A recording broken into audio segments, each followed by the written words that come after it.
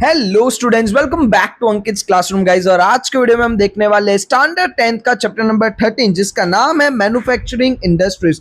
ये चैप्टर के अंदर हम लोग समझेंगे मैन्युफैक्चरिंग इंडस्ट्रीज होती क्या है, क्यों ये इंपॉर्टेंट है और ये एक बेस है इकोनॉमी का। ये सारी चीजें हम लोग इस वीडियो के अंदर इजीली समझेंगे। इंट्रोडक्शन से शुरू करते हैं। The process in which man can change the natural resources into usable conditions according to his intellectual, cultural and economical capacity is called industry। अब समझते हैं इंडस्ट्री होता क्या है। तो एक इंसान यानी कि एक मैन जो है वो नेचुरल रिसोर्सेज का यूज करता है। नेचुरल रिसोर्सेज क्या होता है? जो बाय गॉड बाय नेचर हमें मिलते हैं। वो नेचुरल रिसोर्सेज का यूज करके, कैसे यूज करके? तो अपने इंटेलेक्चुअल यानी कि अपने खुद के दिमाग से, अपने खुद के कल्चर से और इकोनॉमी यानी कि पैसों की मदद से उसको, जो हमारे नेचुरल रिसोर्सेज है, उसको इस तरीके से कन्वर्ट करते हैं कि हम उसको यूज कर सके। वो पर्टिकुलर जो जगह होती है, वो पर्टिकुलर जो चीज होती है, उसको बोला जाता है इंडस्ट्री। यानी कि इंडस्ट्री के अंदर एक रॉ मटेरियल के रूप में आता है नेचुरल रिसोर्स। उसके अंदर इंसान अपना दिमाग लगाता है, पैसे लगाता है, अपना मैन पावर लगाता है, लैंड लगाता है। सारी चीजें करने के बाद उसको एक ऐसी चीज बनाता है जिसको इंसान यूज कर सकता है अपने डे टू डे लाइफ के अंदर। उसको बोलते हैं industry. In India the industrial traditions are followed since Indus Valley civilisation. India के अंदर इंडस्ट्री आजकल परसों नरसों से नहीं है। इंडस वैली सिविलाइजेशन जब थी तब से हमारे यहाँ पर इंडस्ट्री का कॉन्सेप्ट है। At that time, India used to prepare cotton, textile, clay utensils, bronze items and beads। उस टाइम पे इंडस वैली सिविलाइजेशन के टाइम पर इंडिया के अंदर कॉटन टेक्सटाइल देखने को मिलता था। क्ले यूटेंसिल्स यानी कि बर्तन, जो मिट्टी के बर्तन बनते हैं, वो सारी चीजें देखने को मिलती थी। ब्रोंज के स्टैचूज वगैरह देखने को मिलते थे और बीड का काम देखने को मिलता था। बीड का काम यानी कि यही मोती वगैरह का काम, ये सब चीजें देखने को मिलती थी। Up to 18th century India was ahead in ship building industry. 18th century तक शिप बिल्डिंग इंडस्ट्री के अंदर भी इंडिया बहुत आगे था। शिप बिल्डिंग इंडस्ट्री यानी कि जहां पर कार्गो शिप्स बनती है, बड़ी बड़ी जो जहाज होते हैं, वो सारी चीजें बनती है, वो सारी चीजें। India was also ahead in handicraft and in cottage industry. Obviously India के अंदर हैंडीक्राफ्ट चीजें इतनी बिकती थी कि एक टाइम पर इंडिया जो है वो वर्ल्ड लीड करता था हैंडीक्राफ्ट और कॉटेज इंडस्ट्री के अंदर।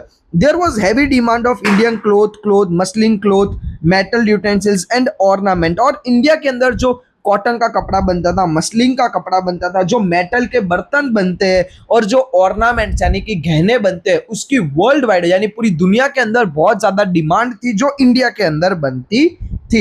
With beginning of industrial revolution in England, Britishers used to take away raw material, especially raw cotton। और जैसे जैसे इंग्लैंड के अंदर इंडस्ट्रियल रिवॉल्यूशन बढ़ा, यानी कि इंग्लैंड की सरकार ने इंग्लैंड को आगे लाने के लिए, इंडस्ट्रीज को डेवलप करने का जब डिसाइड किया, तो वो लोग बहुत ज्यादा मात्रा में इंडिया से चीजों को एक्सपोर्ट करते थे, यानी कि चीजों वहां इंग्लैंड में लेके जाते थे। जब ब्रिटिश साम्राज्य इंडिया में आया तो वो लोग क्यों आए थे? उनका मेन मकसद था कि इंडिया के रॉ मटेरियल्स, इंडिया का पूरा जो मार्केट है उसको क्लैश करना, जिस वजह से वो बहुत सारी चीजें इंग्लैंड बेचते थे। जिसमें से सबसे ज्यादा इंपॉर्टेंट था, जो सबसे ज्यादा खास था, वो था रॉ कॉटन यानी कॉटन का रॉ मटेरियल।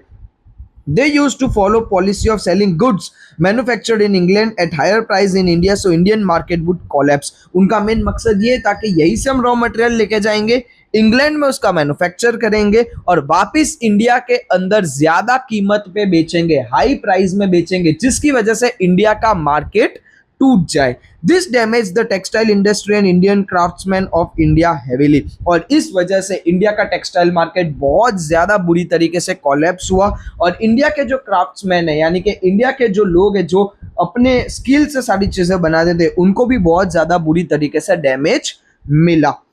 अब देखते हैं इंपॉर्टेंस ऑफ इंडस्ट्री। क्यों इंडस्ट्री जरूरी है हमारे यहाँ पे? Today existence of Nations depends only on development of industry. आज कोई भी देश अगर आगे बढ़ता है तो कब बढ़ता है? जब वहां की इंडस्ट्री डेवलप हो। बिना इंडस्ट्री के कोई भी देश आगे तरक्की कर सकता नहीं है। Economic development without industries progress will be impossible. Economic development ये चीज बहुत ज्यादा इंपॉर्टेंट है। 15 चैप्टर में हमने इस चीज को बहुत ही अच्छे से समझा था। जिसने ना देखा हो वो वीडियो जाके देख सकते हैं। इकोनॉमिक डेवलपमेंट बेसिकली कोई भी देश का डेवलपमेंट तब होता है जब वहां का इंडस्ट्री ग्रोथ अच्छा होता है। इसीलिए आप देखो कि पहले, आज से अगर आप 50-60 साल पहले का इंडिया देखोगे तो इंडिया बहुत बैकवर्ड था, इंडिया बहुत पीछे था। बट आज 2026 का अगर आप इंडिया देखोगे तो वो बहुत आगे है। क्यों वो बहुत ज्यादा आगे है? क्योंकि आज आप देख सकते हो पूरे दुनिया की जो बड़ी बड़ी इंडस्ट्रीज है वो अपना मैन्युफैक्चरिंग यूनिट कहाँ डालती है?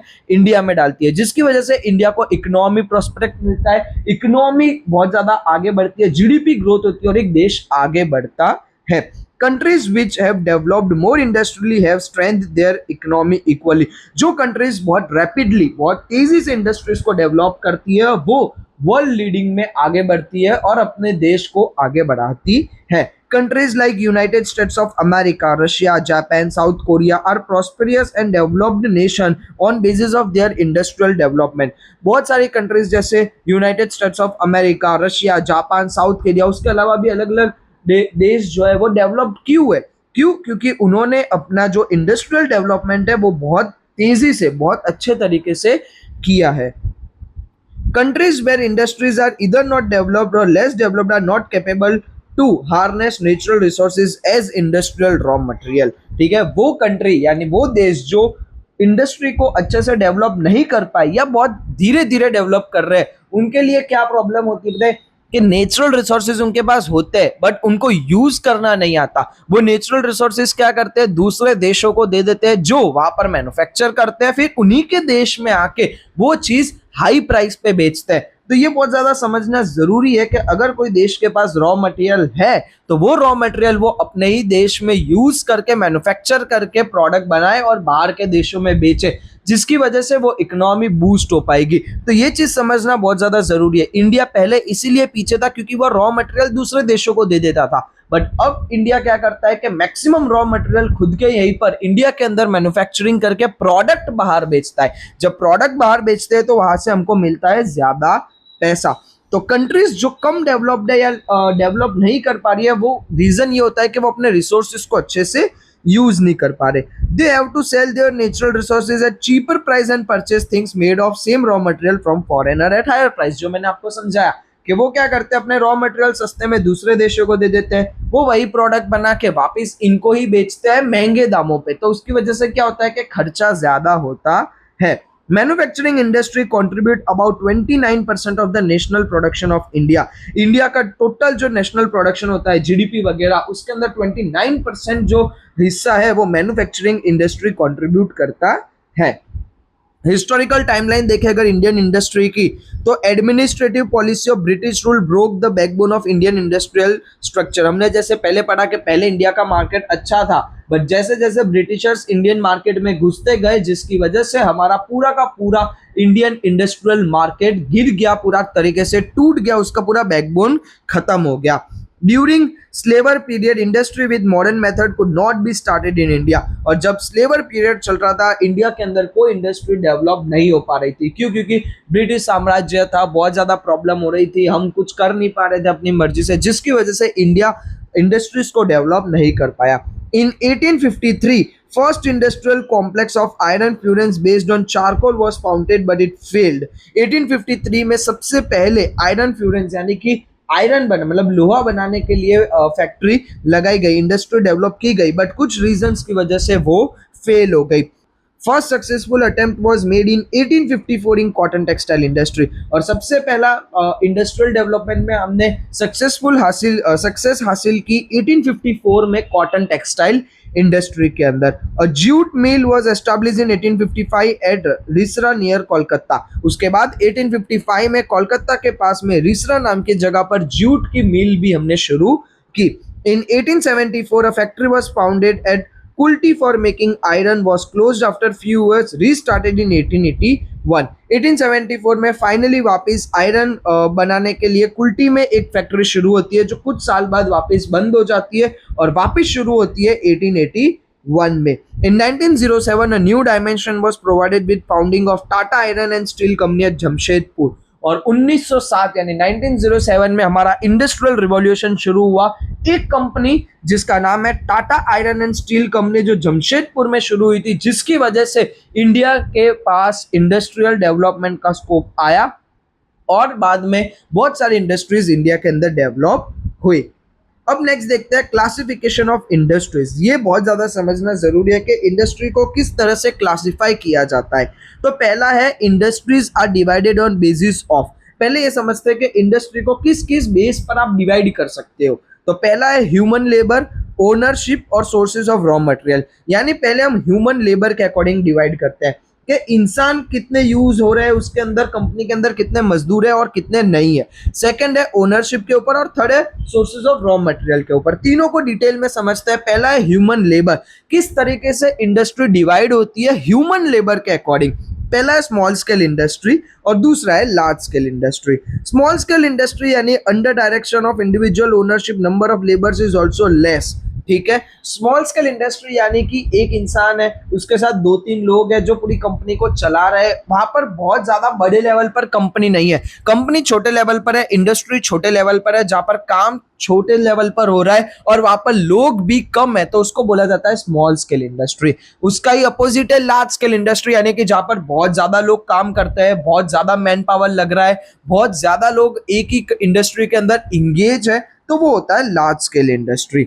सेकेंड है on basis of ownership. Ownership के बेसिस पर कैसे जो इंडस्ट्री है वो डिवाइड होती है, तो होता है private, public, collaborative and cooperative groups. Private और पब्लिक समझते हैं। प्राइवेट यानी कि जो मेरी खुद की इंडस्ट्री है, मेरी खुद की कंपनी है, जो कोई भी सरकार नहीं चलाती है, वो मेरी खुद की कंपनी है और जो मैं खुद चलाता हूँ। पब्लिक कंपनी यानी कि जो ओनर्स जो होते हैं वो पब्लिक भी होता है, जिसके स्टॉक मार्केट्स में आप देखते हो कि जो पब्लिक है वो शेयर्स बाय करती है। जब कंपनी के कोई भी शेयर बाय करते हैं तो वो पब्लिक कंपनी होती है। क्यों पब्लिक कंपनी? यानी कि उस कंपनी के अंदर उस हर एक इंसान का शेयर है जो उसके शेयर्स खरीदता है, तो वो होती है पब्लिक कंपनी, जिसके अंदर क्या होता है कि गवर्नमेंट भी अपना रोल प्ले करती है, गवर्नमेंट भी इंक्लूड होती है। थर्ड है कोलैबोरेटिव। ठीक है, कोलैबोरेटिव यानी कि प्राइवेट और पब्लिक दोनों साथ में मिलकर आते हैं, यानी कि प्राइवेट ओनर भी होता है, पब्लिक्स भी होते हैं और दोनों मिलके क्या करते हैं, कंपनी को रन करते हैं। और कोऑपरेटिव ग्रुप होते हैं गवर्नमेंट के, यानी कि जो गवर्नमेंट लॉन्च करती है अपने पब्लिक के लिए। थर्ड है on basis of sources of raw material. अब रॉ मटेरियल के अकॉर्डिंग किस तरीके से कंपनी डिवाइड होती है, इंडस्ट्री डिवाइड होती है, तो पहला है agro based country. Agro based country यानी कि उस इंडस्ट्री के अंदर वो चीजें यूज होती है जो एग्रीकल्चर से आती है, जैसे कॉटन हो गया, जूट हो गया, वुलन हो गया, शुगर हो गया, पेपर हो गई। ये सारी ऐसी इंडस्ट्री है, जैसे शुगर के लिए क्या चाहिए, शुगर केन, तो उसका एग्रीकल्चर होता है। कॉटन टेक्सटाइल के लिए क्या चाहिए, कॉटन यानी रुई, तो रुई का भी क्या होता है, खेती होती है। पेपर के लिए क्या चाहिए, लकड़ा, तो लकड़ा भी कहाँ से आता है, एग्रीकल्चर से आता है। तो ये हो गया एग्रो बेस्ड। अब दूसरी होती है मिनरल बेस्ड इंडस्ट्री, यानी iron and steel, aluminium, copper, chemical fertiliser, cements, means of transportation and electrical goods. यानी कि ये जो मिनरल बेस्ड है, ये होता है, इनकी होती है माइनिंग, यानी कि ये कुछ ही जगह पर मिलते हैं, ये कहीं पर भी आप उगा नहीं सकते, इसको आपको माइन करके निकालना पड़ता है। तो इस तरीके से इंडस्ट्री क्लासिफाई होती है। ह्यूमन लेबर के अकॉर्डिंग 2 होती है, small scale industry, large scale industry. Basis of ownership पर 4 होती है, public, private, collaborative and cooperative. और on the basis of raw material पर होती है 2, एग्रो बेस्ड इंडस्ट्री और मिनरल बेस्ड इंडस्ट्री। अब हम देखेंगे सारी इंडस्ट्री, एक एक पर्टिकुलर इंडस्ट्री के अंदर डिटेल में देखते हैं कि किस तरीके से कौन सी इंडस्ट्री काम करती है। सबसे पहले और सबसे इंपॉर्टेंट इंडस्ट्री आती है cotton textile industry. Garment industry has an important place in industrial economy of India. India के अंदर गारमेंट इंडस्ट्री यानी कि कपड़े बनाने के इंडस्ट्री का बहुत ज्यादा इंपॉर्टेंट है इंडिया के अंदर, बहुत टाइम पहले से। Provides employment to about 3.5 crore people.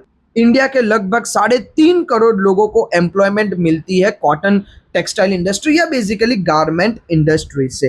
Textile industry is the industry which provide maximum employment in the country. ये टेक्सटाइल इंडस्ट्री एक ऐसी इंडस्ट्री है जो देश के अंदर सबसे ज्यादा एम्प्लॉयमेंट देती है, यानी कि सबसे ज्यादा लेबर्स जो होते हैं वो इसमें यूज होते हैं। India hold second rank after China in export of cotton textile. हम दुनिया को एक्सपोर्ट करने में सेकेंड नंबर पर आते हैं कॉटन टेक्सटाइल। फर्स्ट नंबर पर कौन है, चाइना। सेकेंड नंबर पर कौन आता है, इंडिया। किस चीज में, कॉटन टेक्सटाइल को एक्सपोर्ट करने में। It is the main industry from production and employment point of view. ये अगर देखने जाए कि ये जो कॉटन टेक्सटाइल इंडस्ट्री है वो प्रोडक्शन वे में भी और मैन्युफैक्चरिंग वे में भी और एम्प्लॉयमेंट वे में भी हर तरीके से बहुत ज्यादा इंपॉर्टेंट और मेन इंडस्ट्री है। हिस्टोरिकल डेवलपमेंट की बात करते हैं कि किस तरीके से कॉटन टेक्सटाइल इंडस्ट्री डेवलप्ड हुई। First cotton mill was established इन मुंबई। मुंबई में सबसे पहले कॉटन मिल एस्टैब्लिश हुई थी। उसके बाद Shahpur mill and calico mills establish हुई थी अहमदाबाद के अंदर। Mills were established due to cheap cotton, availability of labour, transport facility, port for export and favourable market. अब क्यों इंडिया के अंदर ही कॉटन टेक्सटाइल मार्केटिंग इतना अच्छे से डेवलप्ड हुआ? जिसका रीजन है चीप कॉटन, यानी कि हमें यहाँ का जो रॉ मटेरियल है कपास, वो बहुत ज्यादा सस्ता मिलता था। अवेलेबिलिटी ऑफ लेबर, हमें मजदूर भी आसानी से मिलते थे। ट्रांसपोर्ट की फैसिलिटी थी कि हम रॉ मटेरियल इंडस्ट्री तक ला सकते हैं, फिनिश्ड गुड हम लोग बाहर बेच सकते हैं। एक्सपोर्ट करने के लिए हमारे पास पोर्ट्स भी अवेलेबल थे, यानी कि जिसको हम बंदरगाह बोलते हैं, कि शिप के थ्रू हम दूसरे देशों में बेच सकते हैं। और फेवरेबल मार्केट, हमारे पास ऐसी कंडीशन थी, ऐसा मार्केट था कि जहां पर हम ये चीज कर सकते थे। Today cotton textile mills are located in about 100 cities of the country. आज इंडिया के लगभग 100 सिटी के अंदर हमें कॉटन टेक्सटाइल इंडस्ट्रीज देखने को मिलती है। मेजर सेंटर्स की बात करते हैं, कहाँ पर कॉटन टेक्सटाइल इंडस्ट्री सबसे ज्यादा मेजर है, तो main tradition and important centre है मुंबई, अहमदाबाद, भिवंडी, सोलापुर, कोल्हापुर, नागपुर, इंदौर एंड उज्जैन। ये जो सिटीज है यहाँ पर सबसे ज्यादा कॉटन टेक्सटाइल इंडस्ट्रीज देखने को मिलती है।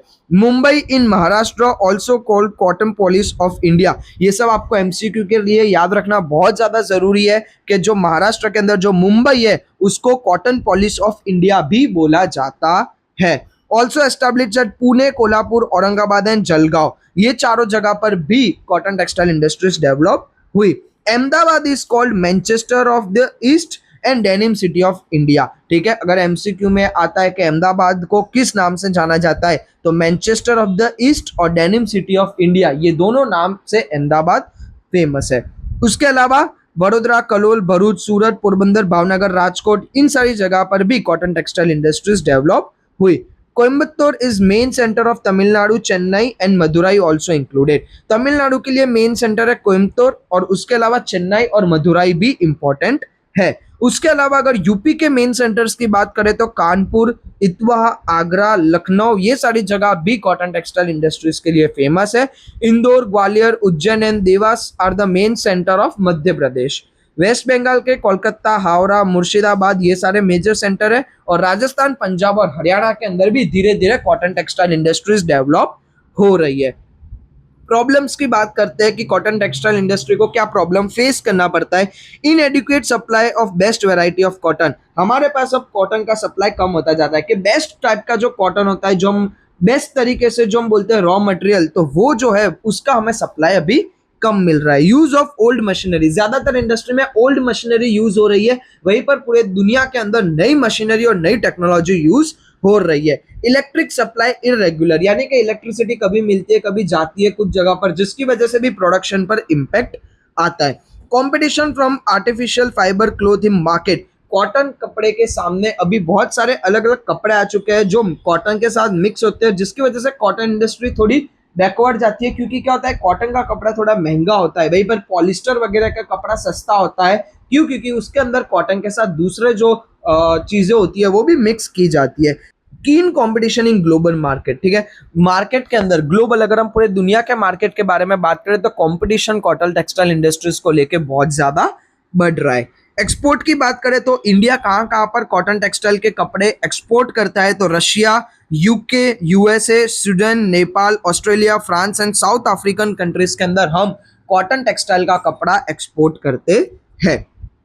नेक्स्ट इंडस्ट्री देखते हैं jute textile industry. Jute is second ranked major industry of India. Cotton के बाद दूसरे नंबर पर इंपॉर्टेंट इंडस्ट्री में आती है jute industry. India holds first place in production of jute and good made from jute. India first number पर आता है जूट के प्रोडक्शन में और जूट के बने हुई चीजों में। जूट की चीजें क्या बनती है, जैसे आप देखते हो गुनी बैग होते हैं वो जूट के होते हैं, पगलुक छड़ियाँ होते हैं वो भी जूट के होते हैं, जूट के हैंडीक्राफ्ट चीजें भी होती है, जूट की आर्ट एंड क्राफ्ट की चीजें भी होती है। तो ये सारी चीजें गुड्स ऑफ जूट होता है। India is a second place after Bangladesh in export of jute. ठीक है, प्रोडक्शन में हम पहले नंबर पर है, गुड्स को बनाने में भी हम पहले नंबर पर है, पर जहां पर अगर बात आती है एक्सपोर्ट करने की, यानी कि दुनिया में ज्यादा एक्सपोर्ट कौन करता है, तो वहां पर हम आते हैं सेकंड नंबर पर। पहले नंबर पर आता है Bangladesh. Of total jute production of country, country के टोटल जूट का जो प्रोडक्शन होता है, फॉर एग्जांपल एक इंडिया के अंदर 100% जूट प्रोडक्शन होता है, तो उसमें से 80% जो प्रोडक्शन है वो अकेला वेस्ट बंगाल करता है, 10% जो है वो आंध्र प्रदेश करता है, और बाकी का जो 10% प्रोडक्शन है वो बिहार, यूपी, एमपी, उड़ीसा, आसाम और त्रिपुरा ये स्टेट्स मिल के करते हैं। वापिस समझाता हूँ, ध्यान से सुनना। जूट प्रोडक्शन जो पूरी कंट्री में होता है, फॉर एग्जांपल 100% होता है, तो उसमें से 80% प्रोडक्शन सिर्फ और सिर्फ वेस्ट बंगाल से आता है, 10% जो प्रोडक्शन है वो आंध्र प्रदेश से आता है, और बाकी का जो बचा हुआ 10% है वो बिहार, यूपी, एमपी, उड़ीसा, आसाम और त्रिपुरा से मिलके आता है। Much water is needed to purify jute, so most mills are located on bank of Hooghly River.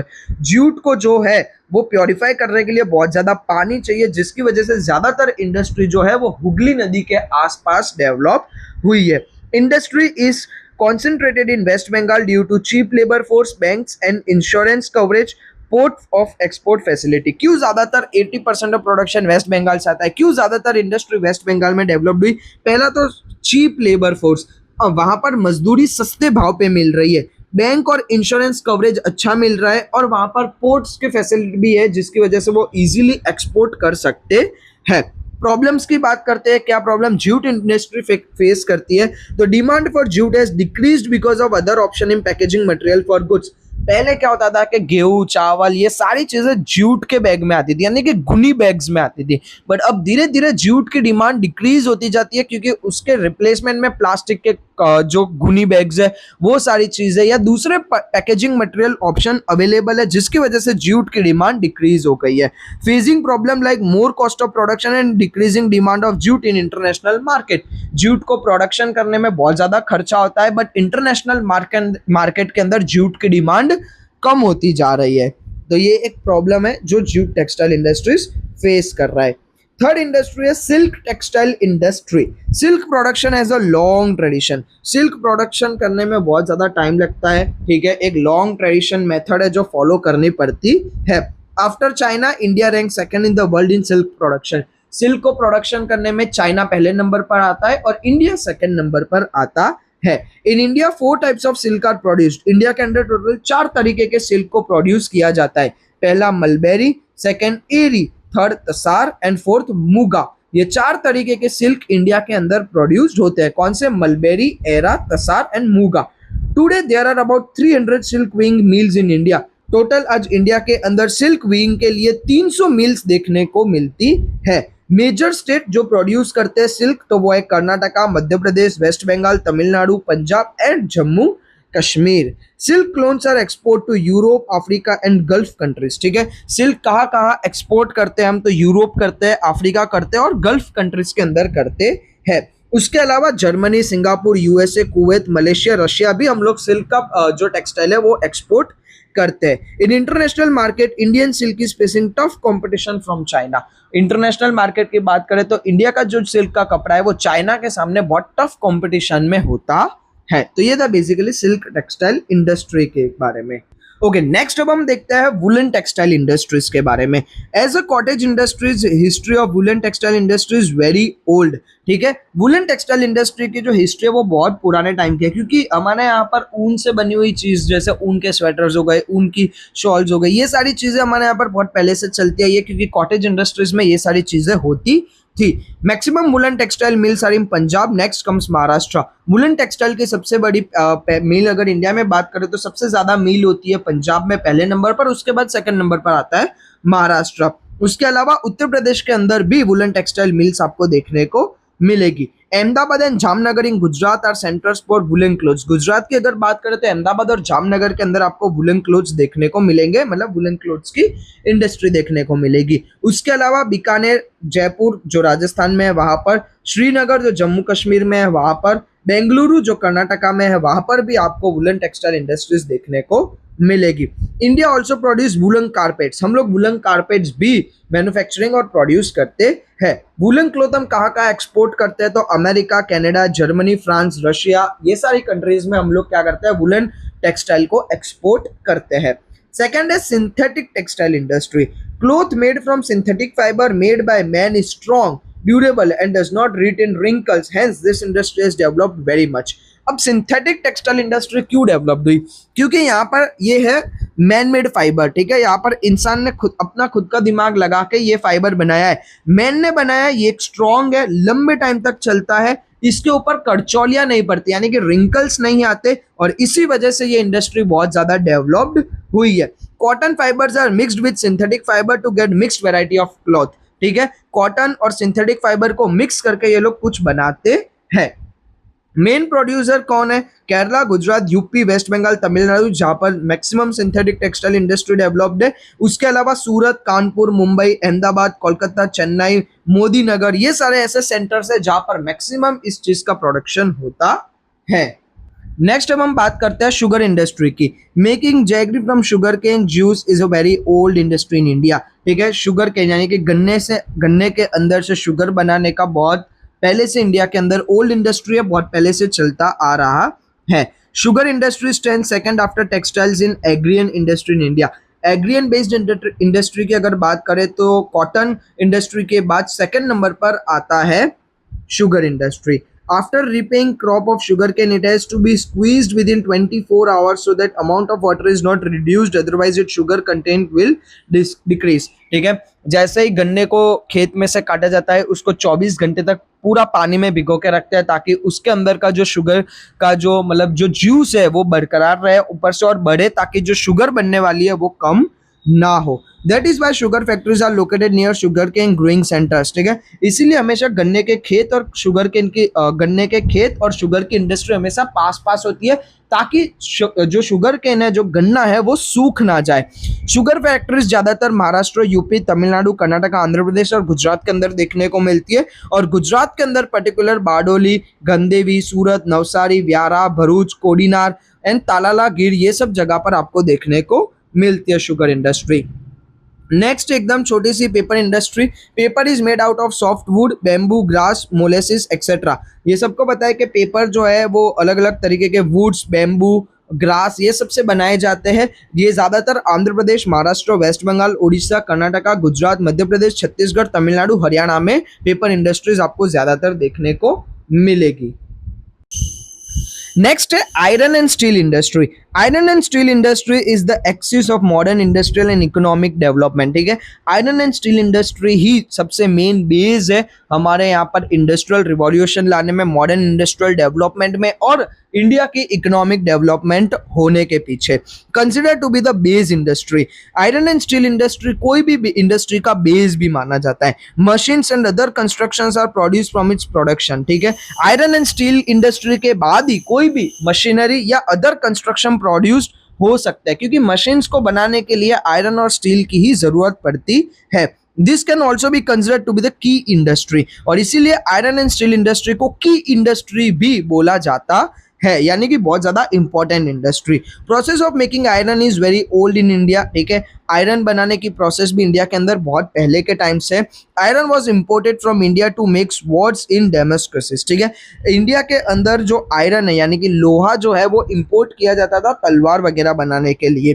First factory in India to produce iron was established by Porto Novo in Tamil Nadu close due to some reason. सबसे पहले जो iron की जो industry है वो establish हुई थी तमिलनाडु के पोर्टनोवा में, बट कुछ रीजंस की वजह से वो इंडस्ट्री बंद हो गई। उसके बाद सबसे पहली सक्सेसफुल रो आयरन की इंडस्ट्री बनी थी कुल्टी के अंदर। इन 1907 factory established eight Jamshedpur started producing iron steel on very large scale, और उसके बाद फाइनली 1907 में जमशेदपुर में टाटा इंडस्ट्रीज आई, ठीक है, जिन्होंने बहुत बड़े लेवल पर बहुत ज्यादा बड़े लेवल पर आयरन और स्टील का मैन्युफैक्चरिंग करना शुरू किया। Factories were established at Burnpur in waste Bengal and the Bhadravati in Karnataka, ठीक है। उसके बाद वेस्ट बंगाल के बेनपुर में और कर्नाटक के भद्रवती में भी इंडस्ट्रीज जो फैक्ट्रीज है वो डेवलप्ड होना शुरू हो गई। Iron and steel factories were also established in Bhilai, Rourkela and Durgapur, ये सारी जगह पर भी iron and steel industries developed होना शुरू हुई। उसके अलावा बहुत बड़ी बड़ी फैक्ट्रियां बोकारो और विशाखापट्टनम और सेलम में भी शुरू हो गई। रॉ मटेरियल्स अगर चाहिए कोई भी आयरन एंड स्टील इंडस्ट्री के कौन से रॉ मटेरियल चाहिए, तो आयरन ओर, कोल, लाइमस्टोन और मैग्नीज, ये चारों चीज आयरन एंड स्टील इंडस्ट्री के लिए रॉ मटेरियल के लिए चाहिए, ताकि हमेशा ये जो इंडस्ट्रीज है वो ऐसी जगह पर बनाई जाती है जहां पर ये चारों रॉ मटेरियल इजीली अवेलेबल हो पाए। A mini steel plant has been found near Hazira in Gujarat. Gujarat के अंदर भी एक छोटा सा स्टील का प्लांट देखने को मिलता है जो हजीरा के अंदर है। Administration of iron steel factories except Tata is handed over to steel authority of India limited SAIL. ठीक है, अब टाटा को छोड़ के यानी कि Tata iron and steel industry को छोड़ के बाकी जितनी भी आयरन और स्टील की फैक्ट्रीज है उसको कौन ऑपरेट करता है, तो सेल ऑपरेट करता है। सेल का फुल फॉर्म क्या है? Steel authority of India limited. India ranks 5th in the world in iron and steel production. Iron और स्टील प्रोडक्शन में इंडिया 5th नंबर पर आता है पूरी दुनिया के अंदर। सेकंड है aluminium refining industry. After iron and steel industry aluminium refining is another important industry. Iron और स्टील इंडस्ट्री के बाद अगर दूसरे नंबर पर कोई इंपॉर्टेंट इंडस्ट्री है तो वो है aluminium refining industry. This mineral is aluminium. क्यों बहुत ज्यादा एल्यूमिनियम आजकल चलता है? बर्तन में एल्यूमिनियम, हर जगह पर एल्यूमिनियम, क्योंकि एल्यूमिनियम लाइट इन वेट है, लोहा बहुत ज्यादा हैवी होता है। एल्यूमिनियम जो है वो हल्का होता है, स्ट्रॉन्ग होता है और मेलेबल होता है। एक तो स्ट्रॉन्ग होता है एल्यूमिनियम और आप जैसे चाहो वैसे उसको मोल्ड कर सकते हो, यानी कि आप एल्यूमिनियम को जो शेप देना चाहते हो आप इजीली उस शेप दे सकते हो। स्मूथ कंडक्टर ऑफ इलेक्ट्रिसिटी, यानी कि इलेक्ट्रिसिटी को पास होने नहीं देता, और रस्ट प्रूफ है, यानी कि एल्यूमिनियम पर जंग नहीं लगता। एल्यूमिनियम और आयरन में ये एक बहुत बड़ा है कि आयरन जो है वो एक तो वजनदार होता है, एल्यूमिनियम हल्का होता है। आयरन भी स्ट्रॉन्ग होता है बट उसको आप जल्दी मोल्ड नहीं कर सकते, आयरन पिघल जाता है, एल्यूमिनियम मोल्ड इजीली हो जाता है। जो आयरन है वो पुअर कंडक्टर ऑफ इलेक्ट्रिसिटी है, बट वहीं पर अगर बात करें एल्यूमिनियम की तो वो स्मूथ कंडक्टर है। और मेन आयरन पर जंग लग जाता है और एल्यूमिनियम पर जंग नहीं लगता। बॉक्साइट इज द एल्यूमिनियम ओर। जो बॉक्साइट होता है वो एल्यूमिनियम का ओर होता है। Other minerals are mixed with aluminium, और बहुत सारे अलग अलग मिनरल्स को एल्यूमिनियम के साथ मिक्स करके बहुत अलग अलग चीजें बनाई जा सकती है। सबसे ज्यादा aluminium refining industry car, railway, aeroplane, machine, ये सब बनाने में एल्यूमिनियम का यूज होता है। About 40 to 50% of expenses is incurred in electricity. 40 से 50 ये एल्यूमिनियम इंडस्ट्रीज के जो खर्चा है वो 40 से 50% जो खर्चा है वो सिर्फ इलेक्ट्रिसिटी का होता है इस इंडस्ट्री को चलाने के लिए। So this industry is founded where hydro electricity and bauxite are available easily. अब इसी वजह से एल्यूमिनियम रिफाइनिंग इंडस्ट्री दो जगह देख के बनाई जाती है। पहली होती है हाइड्रो इलेक्ट्रिसिटी, यानी क्योंकि इस इंडस्ट्री को चलाने के लिए 40 से 50% जो खर्चा है वो इलेक्ट्रिसिटी पे जाता है, तो वैसी जगह प्रीफर की जाती है जहां पर हाइड्रो इलेक्ट्रिसिटी इजीली अवेलेबल हो और बॉक्साइट और इजीली अवेलेबल हो। Factories producing aluminium are established in Odisha, West Bengal, Kerala, UP, Chhattisgarh, Maharashtra and Tamil Nadu. इन स्टेट्स के अंदर आपको एल्यूमिनियम रिफाइनिंग इंडस्ट्रीज देखने को मिलेगी। नेक्स्ट है copper refining. Usage of copper has increase due to its properties. Copper की प्रॉपर्टीज की वजह से कॉपर का यूज दिन बर दिन बढ़ता जा रहा है। पहला है इजी कंडक्टर ऑफ इलेक्ट्रिसिटी, यानी कि कॉपर जो है वो इलेक्ट्रिसिटी इजी सप्लाई करता है, इसीलिए आपके घर पर जितने भी इलेक्ट्रिसिटी वायर्स होते हैं, जो आप कभी देखते हो कि इलेक्ट्रिशियन आता है, ठीक है, और वो जो निकालता है तो गोल्डन गोल्डन जो वायर्स देखो अंदर से वायर के अंदर देखने को मिलती है, वो क्या होता है? वो कॉपर होता है। कॉपर जो है वो इलेक्ट्रिसिटी सप्लाई में बहुत ज्यादा ईजी है, can be mixed with other minerals easily. Copper कोई भी दूसरे मिनरल्स के साथ बहुत इजीली घुल मिल जाता है, इस वजह से कॉपर का यूज दिन बर दिन बढ़ता जा रहा है। Copper is useful in electricity industry, making refrigerator, air conditioner, automobile, radiators, domestic utensils etcetera. Copper जो है वो इलेक्ट्रिसिटी इंडस्ट्री में तो ऑब्वियसली यूज होता ही है, उसके अलावा फ्रिज वगैरह बनाने में, एसी वगैरह बनाने में, ये ऑटोमोबाइल्स वगैरह, कार वगैरह, रेडिएटर, डोमेस्टिक बर्तन बनाने में, ये सारी जगह पर कॉपर का यूज आपको बेसिकली देखने को मिलता है। First copper refining unit of India was founded by ICC, Indian Copper Corporation, at Ghatshila in Jharkhand. सबसे पहली कॉपर रिफाइनिंग जो यूनिट थी इंडिया की वो फाउंडेड बाय थी आईसीसी, इंडियन कॉपर कॉर्पोरेशन, जो कहाँ पर फाउंड हुई थी? झारखंड, घाटशिला में। In 1972, ICC was handed over to Hindustan copper limited. 1972 में ICC जो है वो किसको हैंड ओवर कर दिया गया?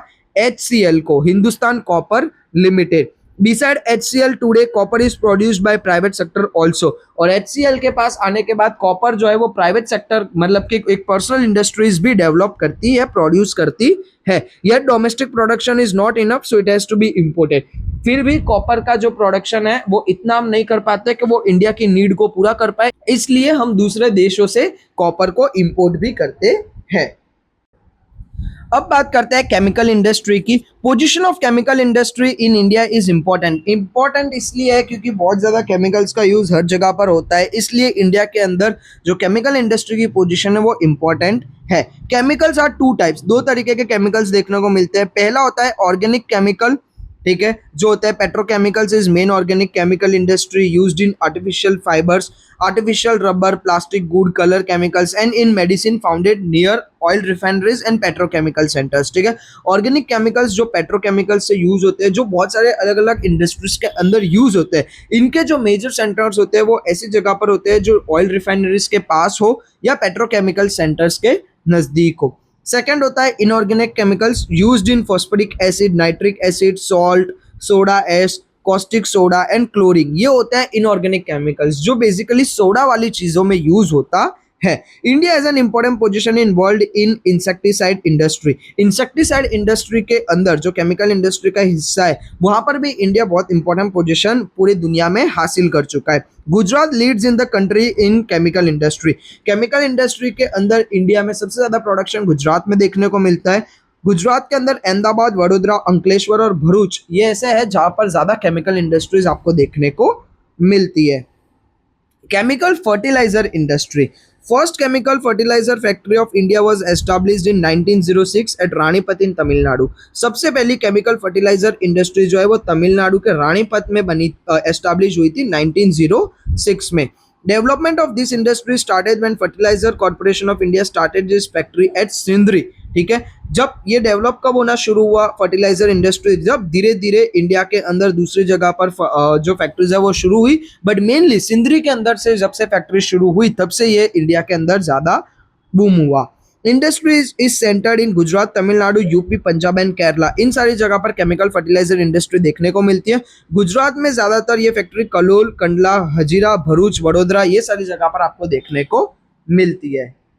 अब देखते हैं प्लास्टिक इंडस्ट्री के बारे में। Plastic industry is also known as sunrise industry. Plastic industry को हम सनराइज इंडस्ट्री भी बोलते हैं। There has been a constant increase in demand of raw material for plastic. Plastic दुनिया भर में इतनी सारी चीजों में यूज होने लगा है। प्लास्टिक के टॉयज हो गए, प्लास्टिक के चीजें हो गई, होम डेकोर में प्लास्टिक आ गया, जिसकी वजह से कॉन्स्टेंटली पूरे वर्ल्ड में प्लास्टिक को लेके डिमांड बढ़ती है और उसके रॉ मटेरियल को लेके भी डिमांड बढ़ रही है। Because it is water proof and can fit into any mould used in. ठीक है, एक तो प्लास्टिक वाटर प्रूफ होता है यानी पानी की कोई चिंता नहीं, दूसरा प्लास्टिक को आप इजीली कोई भी शेप दे सकते हो। Packaging chemicals, textile, building construction, vehicle manufacturing ये सारी जगह पर प्लास्टिक इंडस्ट्री बहुत ज़्यादा यूज होती है। इलेक्ट्रॉनिक्स वगैरह में भी प्लास्टिक का बहुत ज़्यादा यूज देखने को मिलता है। इंपॉर्टेंट सेंटर जहाँ पर प्लास्टिक डेवलप्ड होता है तो दिल्ली, मुंबई, कोलकाता, बेंगलुरु, वडोदरा, वापी, कानपुर, कोयम्बटूर एंड चेन्नई ये सारी जगह पर प्लास्टिक इंडस्ट्री आपको ज़्यादा डेवलप देखने को मिलेगी।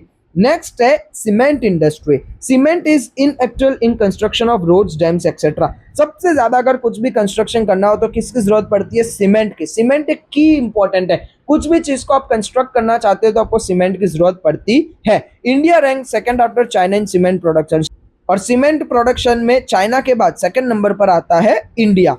Produced about 6% of the world production. पूरी दुनिया में अगर 100% का प्रोडक्शन सीमेंट होता है तो उसमें से 6% का प्रोडक्शन इंडिया अकेला करता है।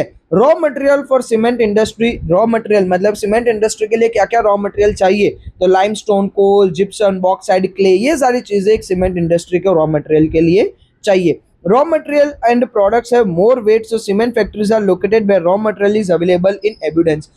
क्योंकि सीमेंट इंडस्ट्री को बहुत ज़्यादा रॉ मटेरियल चाहिए, सीमेंट इंडस्ट्री हमेशा वैसी जगह पर डेवलप की जाती है जहाँ पर रॉ मटेरियल बहुत ज़्यादा और बहुत इजीली वहाँ इंडस्ट्री तक पहुँच सके। There is a fairly good development of this industry in Gujarat, और धीरे धीरे गुजरात के अंदर ये इंडस्ट्री का डेवलपमेंट आपको देखने को मिलेगा।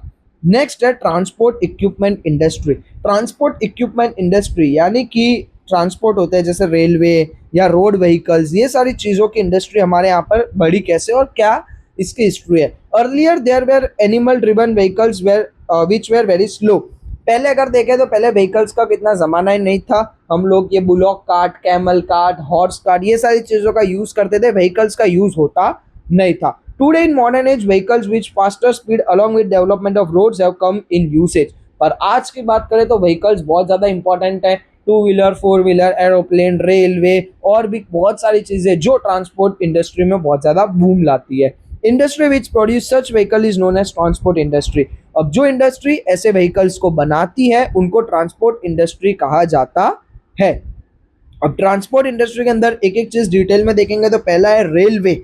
Railway service deserves appreciation of travelling in India. Railway एक एप्रिसिएशन मांगता है क्योंकि इंडिया का लाइफलाइन है रेलवे। रेलवे अगर बंद हो जाए तो बहुत ज्यादा ट्रांसपोर्ट को इम्पैक्ट आएगा। Railway manufacture equipment of its own requirement, railway engine, passenger coaches, good coaches etcetera. Railway manufacturing में इंजन बनाना, उसके अलावा पैसेंजर बैठ सके वो कोच बनाना, उसके अलावा मालगाड़ी के जो कोच होते हैं वो बनाना, ये सारी चीजें अलग अलग कोच बनाने का एक अपना टारगेट होता है। 3 types of railway engine, steam, diesel and electric. 3 तरीके के रेलवे इंजन बनते हैं, स्टीम, इलेक्ट्रिक और diesel. Steam engines now used only for heritage trains, run only for tourism purpose। Steam engine almost अब बंद हो चुका है। स्टीम इंजन में यूज होता था कोयला, आपने मूवीज वगैरह में देखा होगा, कोयला डालते हैं, धुआं निकलता है, धुएं की वजह से इंजन आगे बढ़ता है। बट स्टीम इंजन अब यूज नहीं होते, वो खाली एक हेरिटेज ट्रेन होती है, यानी कि टूरिज्म जहां पर होता है वहीं पर यूज होती है। Diesel and electrical engine are produced at Mihijam in Chittaranjan locomotives works in waste Bengal. ठीक है, ज्यादातर अब इंडिया में डीजल और इलेक्ट्रिकल इंजन चलते हैं जिसका प्रोडक्शन होता है वेस्ट बंगाल के चितरंजन लोकोमोटिव्स में मिहिजाम नाम की जगह पर। Diesel locomotives work at Varanasi. Diesel locomotives यानी कि डीजल इंजन बनाने का काम वाराणसी में भी चलता है। Tata locomotives works at Jamshedpur, और टाटा जो इंजन बनाता है वो जमशेदपुर में बनते हैं। पैसेंजर कोच यानी कि एक ट्रेन का जो पैसेंजर के डिब्बे जो होते हैं वो बनते हैं पेरम्बूर, बेंगलुरु, कपूरथला एंड कोलकाता में। ये था रेलवे के बारे में। अब नेक्स्ट देखते हैं रोड व्हीकल्स के बारे में। Before independence used to manufacturing car by assembling its important parts. पहले यहाँ पर कैसा होता था कि इंडिपेंडेंस के पहले अलग अलग इंपॉर्टेंट पार्ट्स जो होते थे वो सारे बाहर से मंगाए जाते थे, बाद में ये लोग खाली यहाँ पर असेंबल करते थे। बट अब फैक्ट्रीज चेंज हो चुकी है, अब यहाँ पर ही पूरा मैन्युफैक्चरिंग होता है, ट्रक का, बस का, कार का, मोटरसाइकिल, स्कूटर, साइकिल, हर चीज का यहाँ पर हमारे यहाँ पर फैक्ट्रीज आ चुकी है। Road vehicles are manufactured mostly by private sector. ये जितने भी रोड पर व्हीकल चलते हैं यानी कि बस, truck, car, scooty, Activa, bike वगैरह सारी चीजें, ये सारी चीजें प्राइवेट सेक्टर डेवलप करता है, यानी कि प्राइवेट कंपनीज डेवलप करती है। India rank 5th in the world in production of commercial vehicles. Commercial vehicles का प्रोडक्शन करने में इंडिया 5th नंबर पर आता है। कॉमर्शियल व्हीकल क्या होता है, जो जैसे कि ट्रक्स हो गए, बसेस हो गई, या लोडिंग कार्स हो गए, टेम्पो हो गए, ये सारी चीजें जो होती है वो कॉमर्शियल व्हीकल्स में आती है जो इंडस्ट्री के यूज में आती है। Today vehicles and their spare parts manufactured in India are exported to foreign countries. एक टाइम था जब हम लोग बाहर से मंगाते थे और यहाँ असेंबल करते थे, अब ये टाइम है कि हम लोग सारे इंपॉर्टेंट पार्ट्स वगैरह यहीं पर मैन्युफैक्चर करते हैं और दूसरे कंट्रीज को हम लोग एक्सपोर्ट करते हैं। Tractors and cycles are produced in very large scale and exported overseas. ठीक है, ट्रैक्टर और साइकिल का प्रोडक्शन बहुत ज्यादा करते हैं और ये दोनों चीज हम लोग पूरी दुनिया में एक्सपोर्ट भी करते हैं। नेक्स्ट है ship building industry. This is an ancient industry in India. ठीक है, ये इंडस्ट्री बहुत पहले से, जैसे हमने चैप्टर के शुरुआत में देखा था कि पहले शिप इंडस्ट्री भी इंडिया के अंदर बहुत ज्यादा डेवलप्ड हुई थी। कब हुई थी? 18th सेंचुरी के आसपास में। In recent time centres to build ships of modern style. अब रिसेंट टाइम में शिप बिल्डिंग इंडस्ट्री कहाँ कहाँ देखने को मिलती है तो विशाखापट्टनम, कोलकाता, कोची, मुंबई और मडगांव, ये सारी जगहों पर अभी शिप बिल्डिंग इंडस्ट्री देखने को मिलती है। बट इंपॉर्टेंट, ये सारी पब्लिक सेक्टर है, यानी कि इन सबको कौन ओन करता है? गवर्नमेंट ओन करती है। Kochi and Visakhapatnam build ship for larger size. Kochi और विशाखापट्टनम में बड़े बड़े साइज के जहाज बनते हैं। Private dockyards fulfil local needs. और जो छोटे छोटे जहाज होते हैं वो प्राइवेट डॉकयार्ड जो होते हैं वो फुलफिल करते हैं। India is also started producing helicopters. Helicopters बनाने का प्रोडक्शन भी हमने इंडिया के अंदर शुरू कर दिया है। Aircraft building units established eight Bengaluru, Koraput, Nashik, Hyderabad and Lucknow. Aircraft जो बनते हैं हमारे यहाँ पर, उनका जो एस्टैब्लिश है यूनिट्स, वो कहाँ कहाँ पर है तो बेंगलुरु, कोरापुट, नासिक, हैदराबाद और लखनऊ के अंदर। Building of aircraft for passenger travels has still not started in India. Aircraft कौन सी बात कर रहे हैं हम लोग, ये जो आर्मी वगैरह की होती है उन सब की, बट एयरक्राफ्ट फॉर पैसेंजर जैसे हम जो फ्लाइट्स की बात करते हैं, वो फ्लाइट्स जो एयरक्राफ्ट है वो अभी तक इंडिया में बनना शुरू हुआ नहीं है। Electronic industry. Radio set and telephone industry was established in India in 1905. Beginning of electronic industry in India. 1905 1905 में रेडियो से टेलीफोन इंडस्ट्री आना शुरू हुई थी और इंडस्ट्री जो इलेक्ट्रिकल इंडस्ट्री है वो इंडिया के अंदर डेवलप्ड होना शुरू हो गई थी। Bharat Electronics Limited BEL was established in 1956 in Bengaluru with motive to manufacture equipment for Akashvani and Weather Department.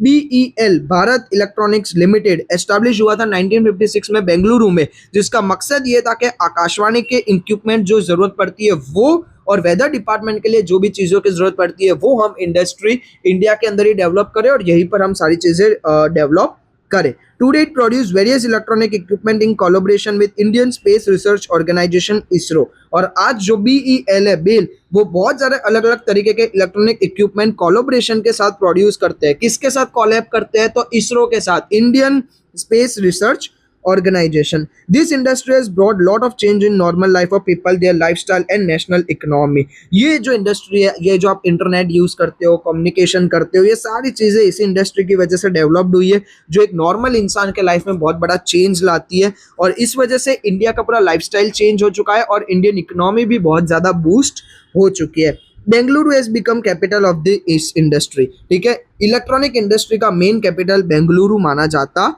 है और इसीलिए बेंगलुरु को सिलिकॉन वैली ऑफ इंडिया भी कहा जाता है। ये एमसीक्यू वन वर्ड और ये 1 मार्क आंसर्स के लिए याद रखना कि Bengaluru is also known as silicon valley of India. Software park, science park and technological park are established for development of this industry. Electronic industries को डेवलप करने के लिए software park, science park, technological park जैसी चीजों को establish किया जाता है और इंडिया का फ्यूचर और बहुत ज्यादा ऑप्टिमिस्टिक फ्यूचर यही इंडस्ट्री पर डेवलप होता है। ये आईटी इंडस्ट्री वगैरह आप बहुत सुनते हो कि आजकल आईटी इंडस्ट्री बहुत डेवलप्ड हो रही है, आईटी इंडस्ट्री बहुत डेवलप्ड हो रही है, तो वो सारी इलेक्ट्रॉनिक इंडस्ट्री का ही पार्ट है। सो फार हमने बहुत सारी इंडस्ट्री की बात की, बट अब कुछ हम लोग बात करते हैं industrial pollution and environmental degradation की। Industrial production has noteworthy contribution in economic development of nation. ठीक है, अगर हम बात करें इंडस्ट्री के, तो इतनी इंडस्ट्री डेवलप्ड होने से ऑब्वियसली इंडिया को बहुत फायदा हुआ है, बहुत जीडीपी हमने ग्रो की है, बहुत ज्यादा हम तेजी से आगे बढ़े हैं दुनिया में। बट इसके अलावा भी एक बहुत ज्यादा प्रॉब्लम जो फेस हुई है वो है पॉल्यूशन। यानी इतनी इंडस्ट्रीज डेवलप्ड होती है तो वो पॉल्यूशन करती है और वो पॉल्यूशन की वजह से एनवायरमेंट बहुत बुरी तरीके से खराब होता है। When environmental conditions deteriorate due to natural or man-made included reasons, quality of environment is reduced. This is called environment degradation। इंसान की वजह से, ठीक है, नेचर की, इंसान नेचर सब चीजों को मिला के बट अगर पॉल्यूशन होता है जिसकी वजह से एनवायरमेंट खराब होता है तो उसको एनवायरमेंट डिग्रेडेशन बोला जाता है। हम लोग बचपन से पढ़ते आए और अभी भी यही पढ़ेंगे कि 4 तरह के पॉल्यूशन होते हैं, air pollution, water pollution, land pollution और नॉइज पॉल्यूशन। इंडस्ट्री डेवलपमेंट की वजह से ये चारों तरीके का पॉल्यूशन देखने को मिलता है। सबसे ज्यादा एयर पॉल्यूशन देखने को मिलता है दिल्ली वगैरह, दिल्ली एनसीआर, नोएडा, ये सब जगह पर आप देखोगे पॉल्यूशन इतना होता है। किस वजह से? इंडस्ट्रीज की वजह से, ग्लोबल वार्मिंग की वजह से।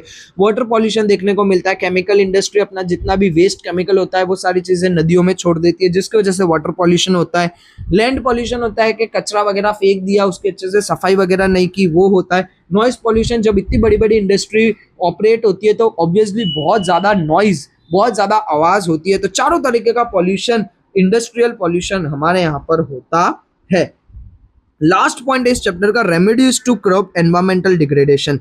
क्या कर सकते हैं हम एनवायरमेंटल डिग्रेडेशन को रोकने के लिए? Country should make progress but progress should be made in such a way that environment is not degraded. हर एक कंट्री का ये हक है कि वो बहुत ज्यादा तरक्की करे, बट इस लेवल पर नहीं कि वो एनवायरमेंट को खराब कर दे। तरक्की होनी चाहिए बट एनवायरमेंट भी सेफ रहना चाहिए। Amount of pollution can be reduced with proper planning for industrial development. एक अच्छे से पॉल्यूशन के लिए प्लानिंग करनी पड़ती है कि किस तरीके से कौन सी इंडस्ट्री किस तरीके से अपने वेस्ट को के उस वेस्ट को अच्छे से प्रोसेस करेगी जिसकी वजह से पॉल्यूशन कम से कम हो सके। तो ये पूरा प्लानिंग होना चाहिए। Pollution can be reduced also by selection of quality equipment and fuel. दूसरा कि जब हम जितनी अच्छी क्वालिटी की चीजें यूज करते हैं ना उतना पॉल्यूशन कम होता है, तो उस पर भी एक फोकस होना चाहिए। उसके अलावा जो रेमेडीज है, तो air pollution can B curved through filters, scrubbers and precipitated. Air pollution can be curbed through filters, sculptures, precipitators etcetera. ठीक है, एयर पॉल्यूशन जो है उसको अगर अलग अलग तरीके के फिल्टर्स को यूज करके, स्क्रबर को यूज करके, अलग अलग मशीन और टेक्नोलॉजीज को यूज करके एयर पॉल्यूशन को हम कम कर सकते हैं। Water pollution can be prevented by releasing industrial influential after proper treatment. Water pollution कैसे होगा कि इंडस्ट्री सीधा केमिकल छोड़ देती है, बट सीधा केमिकल छोड़ने से क्या होता है, वहाँ का जो पानी है वो पॉल्यूट हो जाता है। केमिकल का प्रॉपर उसमें से जितना भी वेस्ट है वो खत्म करके ऐसा वेस्ट निकलना चाहिए जो कोई भी पानी को खराब ना करे, उसके अंदर जो रहने वाले जो एक्वेटिक लाइफ है उसको भी खराब ना करे। Industrial water can be purify after due treatment. Industrial water मतलब कि जो भी पानी इंडस्ट्री यूज कर रही है वो पानी बाद में अच्छे से ट्रीट होना चाहिए। इंडस्ट्रीज के अंदर जितनी भी चीजें यूज होती है उसका एक प्रॉपर प्लानिंग होना चाहिए, उसकी प्रॉपर ट्रीटमेंट होनी चाहिए, उसका देखना चाहिए कि मैं अगर ये चीज प्रोड्यूस कर रहा हूँ तो उसकी वजह से एनवायरमेंट पे क्या इंपैक्ट आ रहा है। जब ये सारी चीजें देखी जाएगी, समझी जाएगी, पॉल्यूशन ऑटोमेटिकली कम हो जाएगा। सो गाइज, हमने सो फार पूरे चैप्टर को कवर कर लिया है, हमने पूरे चैप्टर को अच्छे से समझ लिया है। चैप्टर था मैन्युफैक्चरिंग इंडस्ट्री। हमने हिस्ट्री से शुरू किया, इंडस्ट्री क्या थी, पहले कैसी थी, ब्रिटिशर्स आए, इंडस्ट्री कोलैप्स हुई, उसके बाद धीरे धीरे इंडस्ट्री डेवलप हुई। हमने बहुत सारे इंडस्ट्रीज के बारे में पढ़ा, कॉटन टेक्सटाइल से लेकर paper industry, sugar industry, plastic industry, transport equipment industry and so far etcetera etcetera. बहुत सारे इंडस्ट्रीज के बारे में पढ़ा, हमने जाना, सीखा, समझा। और हमने सबसे मेन चीज ये भी पढ़ी कि एनवायरनमेंट हमारे लिए बहुत ज्यादा जरूरी है, पॉल्यूशन कम से कम हो उसका भी हमें ध्यान रखना चाहिए। सो ये था पूरे चैप्टर का ओवरऑल। देख सकते हैं कि हमने समरी कर ली है, चैप्टर अच्छे से समझ चुके हैं। कुछ भी डाउट हो, कुछ भी हो तो आप कमेंट सेक्शन में बता सकते हैं। तब तक लाइक कीजिए, शेयर कीजिए, सब्सक्राइब कर दीजिए। बने रहिए अंकित क्लासरूम के साथ। जय हिंद, जय Bharat, thank you very much.